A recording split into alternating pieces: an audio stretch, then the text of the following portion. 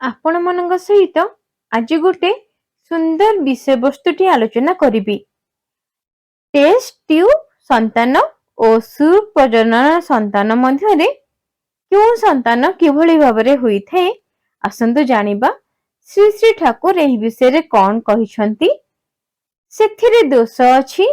क्षुधा थिले जेपरि जिह्वारु हजम उपयोगी रसक्षण हुए, जा द्वारा खाद्यरु भल करी पुष्टि संग्रह करा जाए, सेपरि स्त्रीर सतीत्व अर्थात स्वामी प्रति सुकेन्द्रिक टाण थिले तार यौन ग्रंथिरु एपरि क्षरण निसृत हुए, जेउथिरु बीजसत्ता भल पोषण पाए एवं संतान तेज बीर्जर अधिकारी हुए। लोभी मनीष जो माने से माने क्षुधारे खाआंतीनी, लोभरे खाआंती, सेथिरे जीवनीय रस क्षरण हुए ना। तेणु खाद्य शरीरर विहित पुष्टिर कारण हुए ना। स्वामी उपरे नारीर प्राणर टाण नथिले बा केवल मात्र कामाशक्ति थिले तार यौन ग्रंथिरु पोषणप्रद रस निसरण हुए ना। तेणु संतान भी देह मन और मस्तिष्क दिग दे यथायथ पुष्टि पाए ना।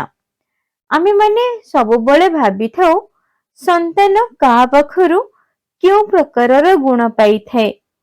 मोर धारणा संतान बापा पाखरु पाए सहजात संस्कार अर्थात इंस्टिंक्ट एवं माँ पाखरु पाए प्रकृति अर्थात टेम्पर। बापा और मार उभयंग मध्यरु ही संतान किछि शिक्षा लाभ करी थाए। संतान भल हुए ना केतेबेले नारी और पुरुषर कुल संस्कृति और व्यक्तिगत प्रकृति जदि संगतिशील और पारस्परिक भावे सत्ता पोषणी न हुए, ताहा हेले संतान भल होई पारे ना।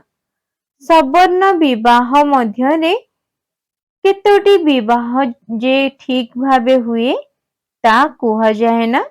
तेणु आजी देशरे मनीष खोजी पाई हुए ना। एहार उपाय कौन?